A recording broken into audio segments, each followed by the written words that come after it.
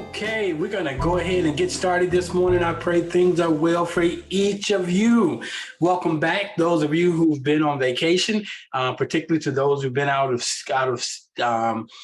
the country. I pray things went well for you, Sister Myrna. I was following you. It looked like you were lighting it up on the other side of the planet. They're over in Europe. They enjoyed you. Well, we're going to get started this morning. For those of you this is your first time tuning in, I am Auspicious Asar, or better known as Greg Stanton. I am the facilitator for this presentation each and every Sunday morning called Serendipity Sunday. Let me just move some things around here. For those of you who are joining me on the YouTube channel, good morning, Dorothy. I see you over there, and the rest of you, good morning. Okay, so just a little couple housekeeping things. If you're on the Zoom room, we'll be able to engage each other throughout the course of this morning's presentation simply by you entering into the chat. If you got a question, you can raise your hand. For those of you who are on the YouTube channel, at this time, the only way I can communicate with you is when I bring the presentation to a close this morning. I'll drop over on that side and entertain any questions that you may have. I hope you got the email.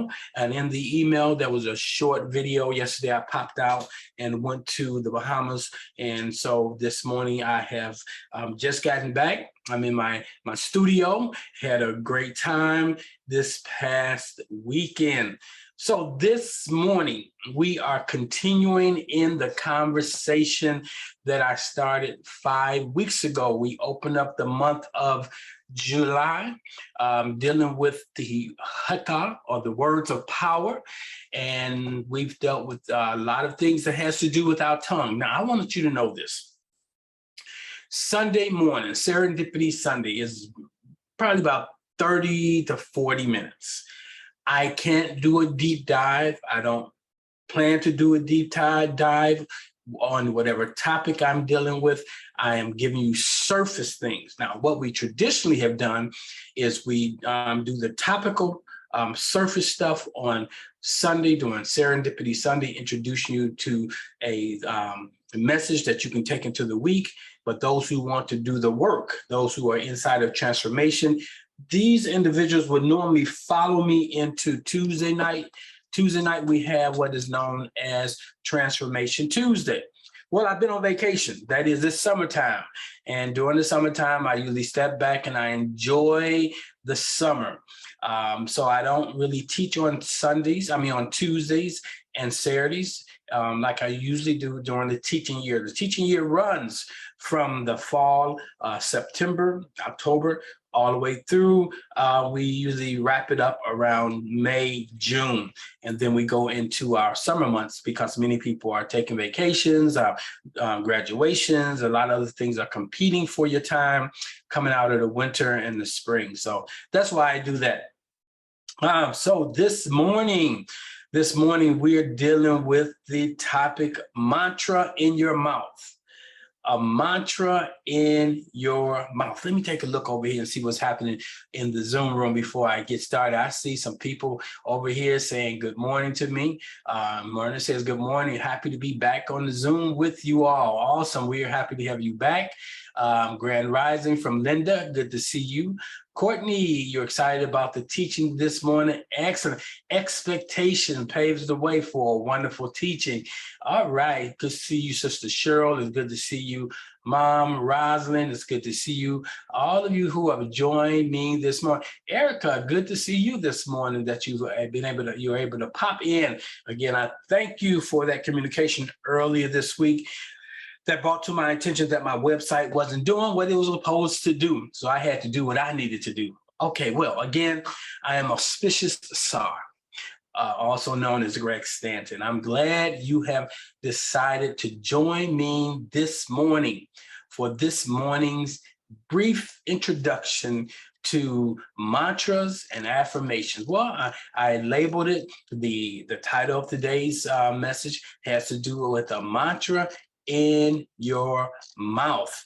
The word tells us that we are snared by the words of our mouths. And so we want to take a look at that our words or our tongues. A couple weeks ago, I talked about the tongue, and there was a couple scriptures like Matthew 12. It says, I tell you, on the day of judgment, before you give account for every careless word you speak, for by your words you will be justified, by your words you'll be condemned. James 3:2 told us, for we stumble in many ways. And if anyone does not stumble in what he says, he is a perfect man, able to also bridle his body. But there is, in James 3:8, he says, but no human being can tame the tongue. It is restless, it's evil, it's full of deadly poison. It's always waiting to bring across the lips. What comes out, what comes up, it tries to get it out. Ephesians told us about our words. Let no corrupt talking come out of our mouths, but only such as good things for building up, as fits the occasion, that it may give grace to those who hear. Now, the first hearer of your word is you.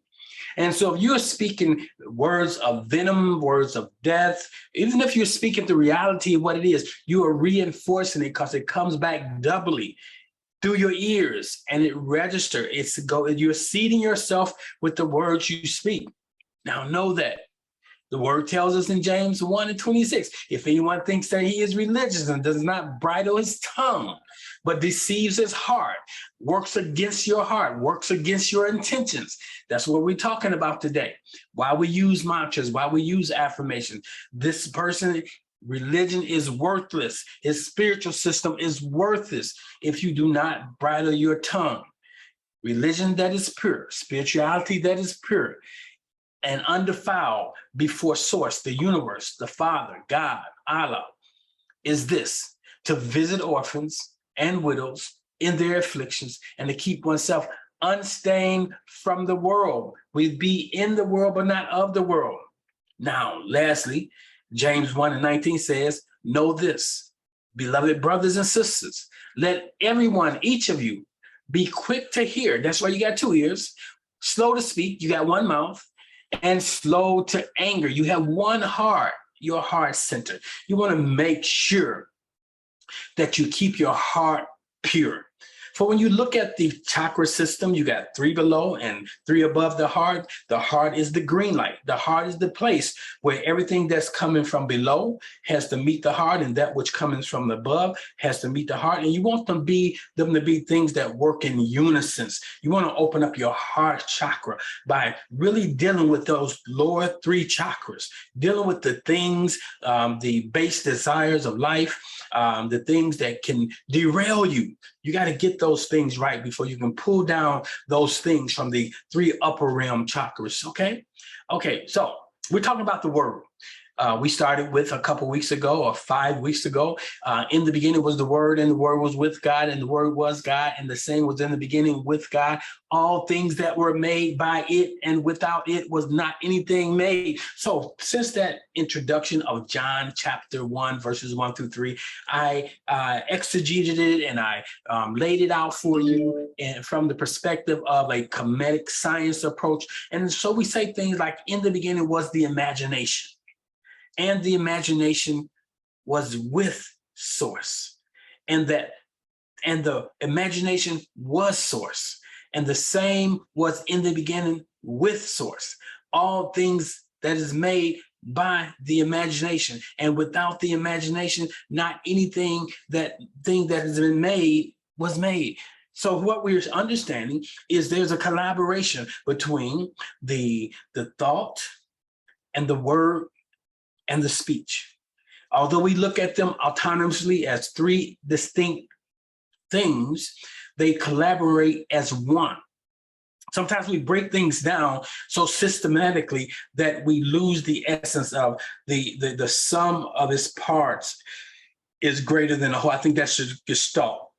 That is, when everything is working together, it's greater than the independence of a thing. And so we got to know that the words that we speak, the meditations of our hearts, are the things that we should be seeking to be acceptable to the law, that they should align with the law, not acceptable to a God out there, to a person that's out there, but acceptable that the words of your heart, that the words that you speak, the imaginations of your mind, the meditations of your heart be acceptable in thy sight, or that they may align with the universal principles and laws. That's what Oasis Spiritual Center for Divine Living is all about. It's not a religious center. It's more almost like a place of personal empowerment. It's a place where you come, where you can assimilate your beliefs inside of truths. You can bounce what you believe up against universal truths. Now, if what you believe does not harmonize with the universal truth, it's up to you to make the necessary adjustment that you can begin to live your highest and greatest life. Now, okay, so let's go with this one. I'll start with this. We're talking about mantras in your mouth. We're talking about affirmations. We're talking about framing your world. And why are we at this point in this conversation? Because we have come to know that the word tells us that we shall decree a thing and it shall be.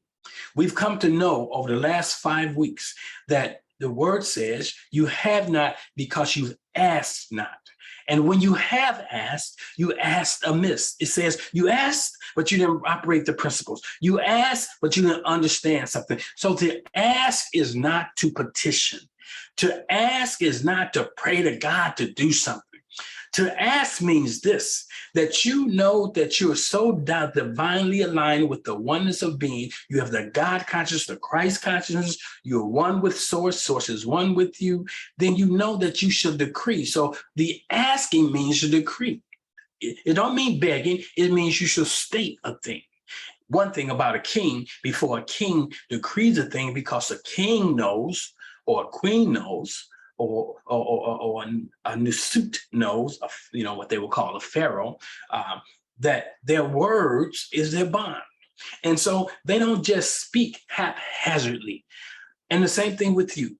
You have to begin to be very conscious of the words you speak, because the words you speak frame the world in which you live. Now, James tells us, James chapter 1, verse 7, that man, what man? The double-minded man. That man should not expect to receive anything from the Lord, from the law. He or she is double-minded, unstable in all their ways. The brother is humble. In the brother in humble circumstances, the scriptures say, should exalt his high position. Now, basically, let me break that down for you. Many of us are double-minded. We decree a thing, we affirm a thing, and we hold that thing for a season, for a moment in time. But some shiny object, a commercial, a new car that comes down the street, somebody sharing a testimony with you, can cause you to shift from the thing you desire to now you're shifting or changing to something else. So what we find is, when we get these shiny objects that cause us to change our intention, or here's another one. Maybe you're holding an intention. You spoke the word, you decreed a thing, you know it's going to be a thing, you stood in alignment as if it has already happened, but you get distracted, you become disturbed with the delay. That is the time frame elapsing. In the fourth dimension, that is the dimension of the spirit realm, the dimension of the imagination, there's no such thing as time. And so when we are creating, we have to understand that we create from a place where time does not exist. The scripture says in Revelation, when time will be no more.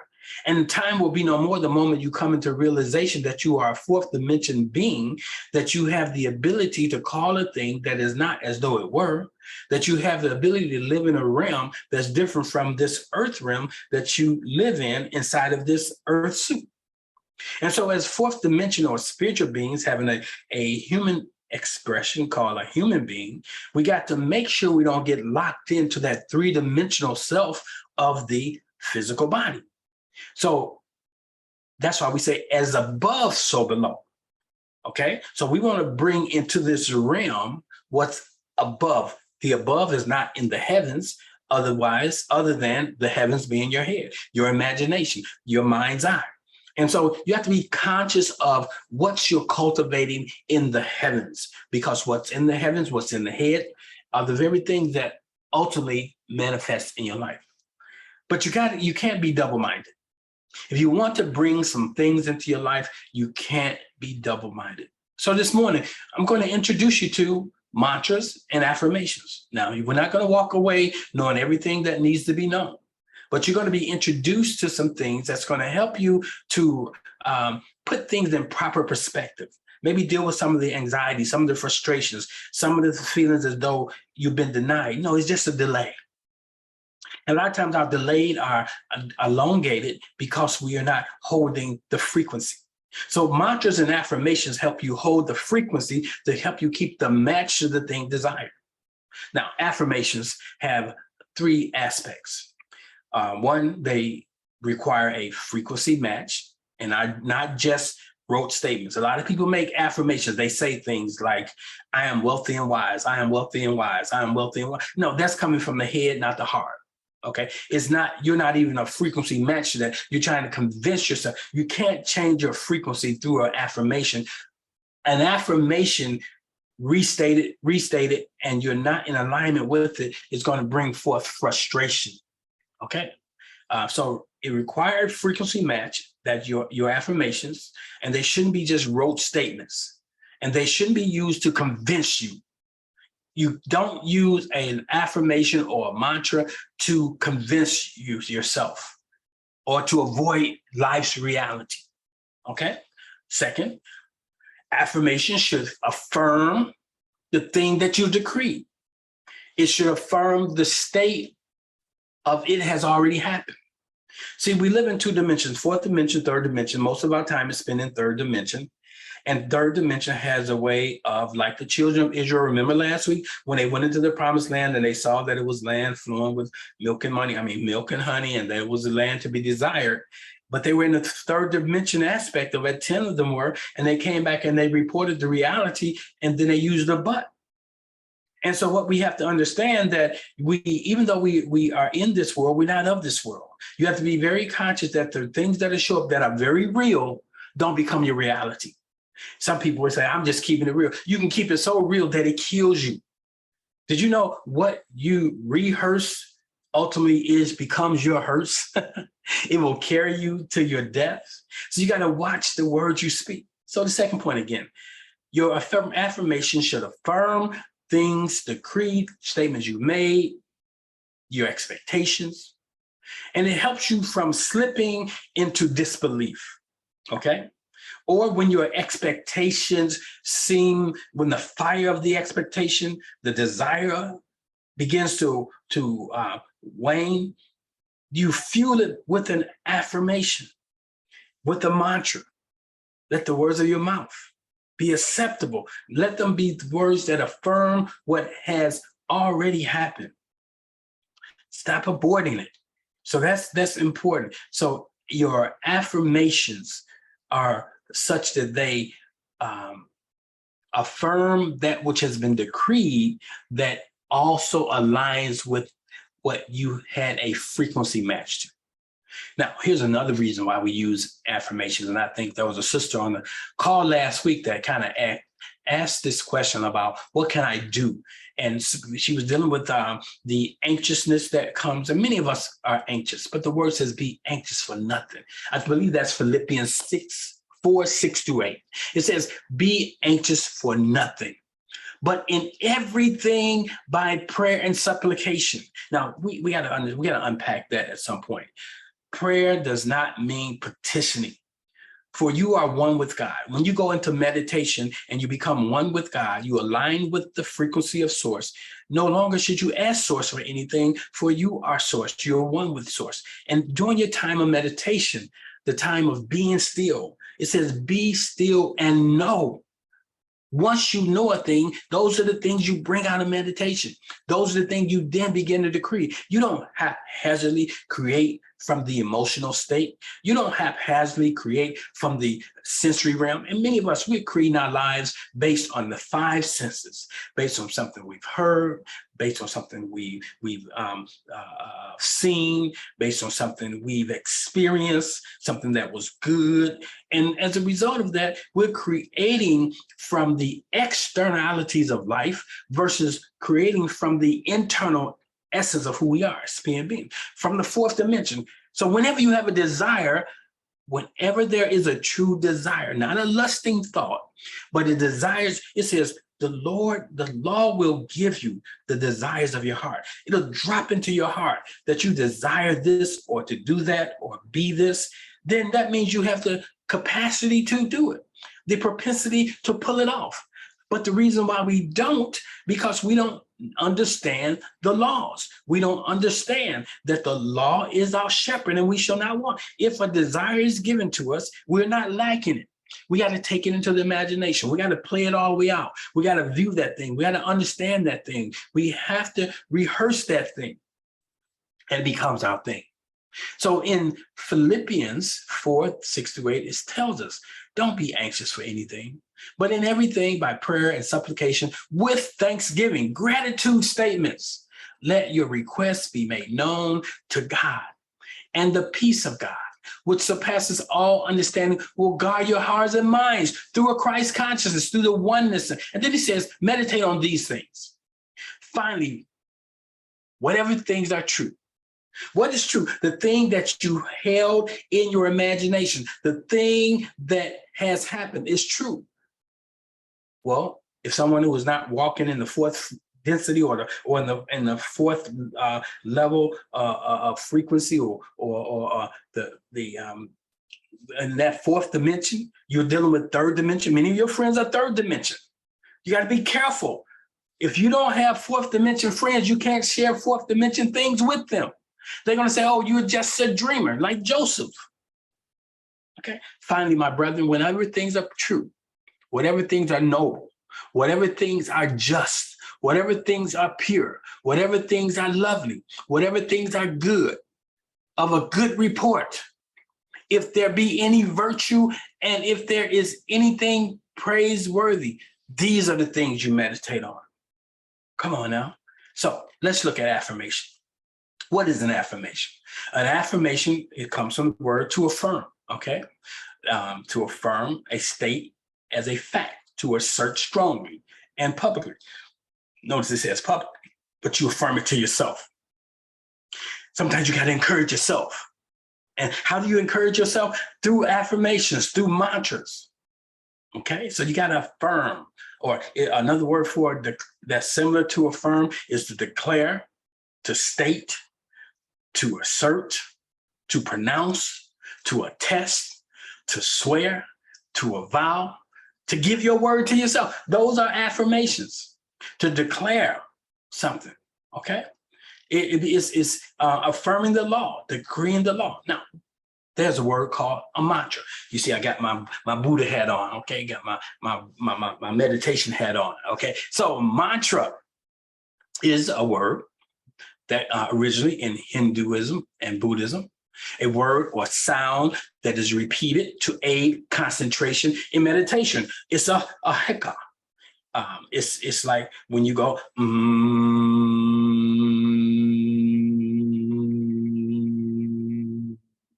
you're setting a frequency. When we say amen, and we say amen, and we miss the frequency of amen. See, there's some things we don't know that we ought to know. You only know what you know, but you don't know what you know until you look for what you don't know by expanding your experience through learning. So when we say the word amen, we're losing the frequency. It loses its power. It's not amen, it's amen. And when you say amen, you have a frequency match. Okay. So we see a mantra is a statement or a slogan that is repeated frequently, like an affirmation. Okay. It's okay. Now, when was the first, where do we find the first mantras or affirmations written anywhere? Well, you visit Kemetic. They had what is known as the 42 Declarations of Innocence. Okay? They knew that an agitated mind and an impure heart were obstacles to spiritual growth. So they had these 42 declarations. It was the practice of Ma'at, which leads to a mental ease and a purity of the heart. Now, these concepts of Ma'at, which was improperly known as negative confessions. They're not negative confessions. They were declarations of innocence. Okay, they became declarations of innocence, but they really were declarations of affirmation. They were affirmations. They had three aspects to them, and we're gonna cover that. We're gonna look at that. So when we talk about these, what is historically known as the negative confessions, but they're properly known as the 42 Declarations of Innocence, or Ma'at. Okay, they're the declarations of purity that come from the ancient Kemetic, what they call the Book of the Dead, but it was the book called Coming Forth by Day. See, we got to stop allowing people to tell you things that don't know that thing themselves. So it's not the Book of the Dead, it's the book Coming Forth by Day. Why? Because you're coming out of the night, because you're coming out of sleep. Now, many Kemetologists, Egyptologists think that has to do with the funerary text. But I don't believe it's a funerary text. I believe this is a living text, that each day you would go through these declarations. Now, I have declarations. Like every morning, I start my day with my declarations. And I got them right here above my wall. I say, I will be diligent. I will be consistent. I will be persistent. I will be humble. I will be reliable. I will be resilient. I will be trustworthy. I will be present. I will be calm. I will be brilliant. I will be dependable. I will be honest. I'll be open to receive. I'll be open to give. I'll be kind. I'll be authentic. Now, don't you like to be around that kind of person? That's what draws people to me, because I intentionally start my day with those declarations. Now, throughout my day, I check in with my declaration. Or when I'm going through a situation, I'll ask, am I being honest? It's been times in my life, yes, as a spiritual guru, as a spiritual scientist, as a human being, that I have not been honest. We all have those occasions. We have situations and circumstances show up to see if you will hold honesty. And many times we may pass the test, and sometimes we may not pass the test. Then what we do at night, when you go to sleep at night. So in the course of the day, if I'm dishonest and my spirit man brings it to my attention, you've just been dishonest, then I have the opportunity to ask myself, why was I dishonest? And a lot of times it's because of fear.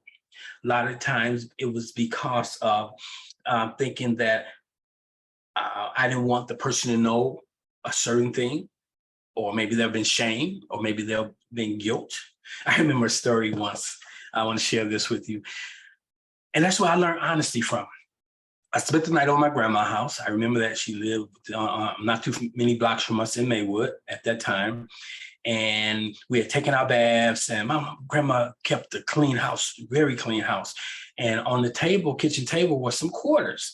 And I had taken one of the quarters. And so as I was preparing for bed, my grandmother said, who took one of those quarters? And nobody answered.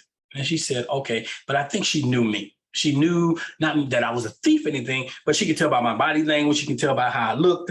And so she said, okay. So my grandmother did something really interesting. I was sleeping in the front room by myself, and she had some plastic that I didn't know that she had balled up and put in the room. And so as I was laying there drifting off to sleep, I started hearing this noise. And it was this plastic beginning to move.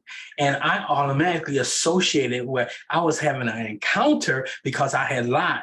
And so I ran out of the room and I said, Big Mom, here's the quarter. And she started laughing. But she didn't say anything else to me about it, because she taught me a lesson, and a lesson that stays with me, that I have a very difficult time being dishonest with others and with myself. I just make it my business to be authentic and say what needs to be said and be forthcoming. Sometimes people can't handle your honesty, but you don't want your honesty to imprison yourself. So I say those things throughout the day and at night. Now, at night, when you talk about the 42 declarations, I'm giving you guys a little bit of information about the 42 declarations. They would say them before you go to sleep. I would say, was I? Okay, so that's the question. I don't say I will not. In the morning, I say I will not. In the evening, I will say, what was I diligent? Was I consistent? I'm weighing my heart now. Was I persistent? Was I resilient? Always. And if I run into one that I wasn't, then I know tomorrow I'm going to work on that. See, that's what it's all about. You are in right now, real time, you are in an initiation. Earth School is an initiation. So you're learning some things so that you can master this thing called life. So those are the 42 declarations. We have the 10 Commandments in the Abrahamic religions. We have, thou shalt not steal. I mean, these are things, but they were thou shalt not. Somebody telling you what to do. No, until you take ownership and say, I will not, or I did not thou shalt not. Because as human beings, we are programmed. When somebody dictates what we won't do, that's the very thing we oftentimes will do. Now, I want to share with you. So we talk about affirmations. There is a French individual by the name of Émile Coué. Some people say Emily, but it's Émile Coué. He was born 1857 through 1926. He was a French psychologist and pharmacist who introduced a very popular method of psychotherapy and self-improvement based on optimistic autosuggestions. The application of his mantra-like conscious autosuggestions, like here's one, you probably heard this and didn't know it's ascribed to him. Every day, in every way, I'm getting better and better. Say that with me right now. Every day, in every way, I'm getting better and better. Now, doesn't that feel good? So that little auto suggestion opens up a portal. Now, we got to be very careful. Sometimes people say things like that, trying to convince themselves. But see, you got to be easy breezy with it. If it's easy breezy, then you can receive it. But if you are working it, then it's not going to work. What I mean by that, if you are feeling you are making yourself say this thing, you just got to roll off your lips. Sometimes, I used to carry affirmation cards. I got an affirmation deck where I see it last. Oh, it's over Cheryl's house. It's a affirmation deck inside this little box, and it has my index card with affirmations on it. I wrote those affirmations for myself. And so when I was going through something, like 2012, 2014, I was really going through some real serious things. And to stay positive, I would have my affirmations, okay? And I would pull them out and I was reading them. And so that was one of them. Every day, in every way, I'm getting better and better. Or another way of saying it, day by day, in every way, I'm getting better and better. So this method of Émile Coué centered on a routine repetition of this particular expression according to a specific ritual. Okay, he said you should do it as many as 20 times a day, and especially at the beginning and at the end of your day. Now, he's telling us to do something that the Egyptians told us, or the Cometians or Kemetic science says we should incorporate in our lives. And then we got lazy and we condensed them from 42 negative, what they call negative confessions, or 42 declarations of innocence. We condensed them down to 10. And Jesus come along and Jesus said, y'all can't even handle the 10. So I'm going to give y'all one. Love thy neighbor. Love the Lord thy God as thyself. Love thy neighbor as thyself. That one there. So when we talk about affirmations, I know this affirmations is a pop psychology thing. People are making affirmations. I was talking to someone the other day. They talk about affirmation. So people are just hodgepodging this stuff.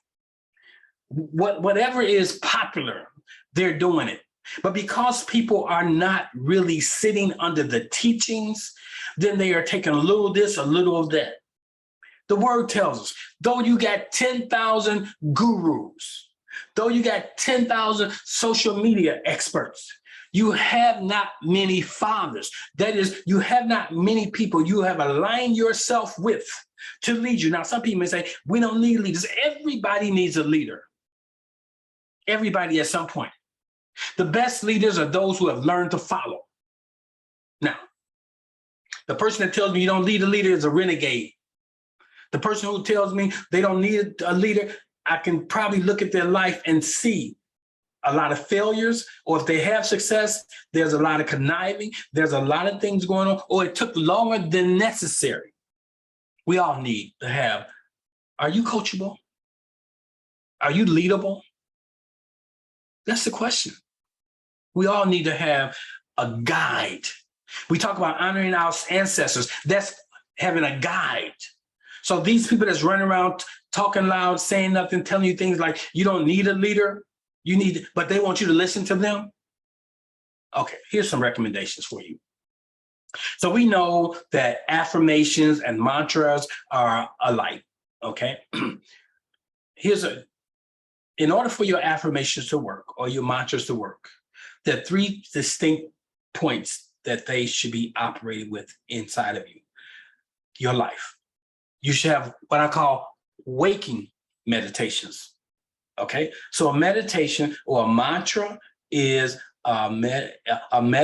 taking certain things into your meditation, like when you wake up, your meditation, the thing you give attention to. Like I give attention to these things. I have 2, 4, 6, 8, 10, 12, 14, 16, 18, 20 things that I look at. And I look at them every day because every morning I come in here and I do my prayer line. And so at 5:45, I'm looking up on that wall and I'm asking myself, or I'm stating what I will be. I'm also looking at that. And if something pops up and says, like, you're not being dependable, or you're not being reliable, you're not being resilient. You got to, because sometimes I feel like giving up, but then resiliency kicks in because I say I will be resilient. So your waking meditation, so you have the affirmations you do when you wake up. Now here's the most important, your walking meditation. While you're walking, what I mean by walking, while you're out conducting business, while you're living your life between get up and get down, waking up and going to sleep, that period is called the walking meditation. And your walking meditations, you're the same declarations, affirmations, but you're doing them real time. But the most important one is when you are retiring. So you got waking meditations, walking meditations, and a retiring meditation. Why are your retiring meditations so important? This is why. When you go to sleep at night, on your way to sleep, before you hit that fifth stage or that REM stage, you go through other stages, but there is a stage called theta, or they call it hypnagogia. That's HYPNAGOGIA. It's the state prior to sleep, daydreaming. Okay, hypnagogia is the state of daydreaming. How many of you like this daydream? I love the daydream. It feels so good, but it's disturbing when somebody bring you out of your daydream. I can remember sitting by the window and my 3rd, 4th grade teacher says, Mr. Stanton, bring me back. And I would be perturbed because I was somewhere maybe playing baseball or at the candy store buying cookies in my mind's eye, thinking about what I was going to do. And it was real, but she brought me back into the reality. But the retiring meditation is when you at that place right before you drift all the way into sleep. It's there where you hold your affirmations. It's there where you create new things, okay? You know that this blissful feeling you get when you are having an afternoon nap or you are drifting in and out of a dreamy state, neither awake or neither asleep, somewhere in between. Well, that meditative state, which I was just talking about, is when you're experiencing theta brain waves. And within this state, your body and mind can go through optimal healing. It's the state as if it's already happened. Theta brainwave state is one of the 5 frequencies that we can experience, ranging from awakened state to a deep sleep state. So it goes beta, alpha, theta, delta, gamma. Theta is the gateway to your creativity, learning, and intuition, allowing you to assess power of your unconscious mind, which you can access in a more alert state. So while you're yet awake, you are connected. So the Bible tells us in Job, it says, when you are asleep, while you are asleep, God downloads. The downloads happen when you're in theta. And so you don't only have to be asleep to get to theta, you just have to be in a relaxed state. So that's a little bit about affirmations and mantras. Now, I'm going to give you a couple of my affirmations that I use. I want to also talk about the formula. Now, I can't go deeply into it because of time. And one of the things I don't do, I don't cast my pearls before the masses. Okay? Because now that's not honoring the information. See, a lot of people are collecting information only to be able to say this or that, but they're not applying it. There's no application. So if this was a traditional teaching year, on Tuesday night, I will go deeper into this and really break it down for you, but at least you have a surface understanding. Now we're coming into the fall, and when we get into the fall, I'm going to circle back and revisit these things because we're going to go through I got a program I'm putting together. It's an 8-week manifestation course and mastermind. It's not a course, it's a mastermind. That is, you get the information, we go through application, we all creating something, we're working together, and we're going to see what's working, what's not working, get help from other people. That's the mastermind that's coming. So one of my mantras or affirmations that I use is, here it goes like this. I earn a prosperous income from a loving audience. Sometimes I'll just say that. I'll be walking down the hall, going to my car on my way to work, and I'll say, I earn a prosperous income from a loving audience. I may be getting ready to get on the phone with the client. I earn a prosperous income from a loving audience. I may not see a strong stream of cash coming into my life at a particular time. Then I say, I earn a prosperous income from a loving audience. Now, there's a formula there. The first part of that formula, the thing is wished for that has an act associated. I earn a prosperous income. That's the thing wished for, a prosperous income. And it has a act associated, which is the second part. Who's going to participate? My loving audience. And here's another one of my affirmations. On the perfect day, in a divine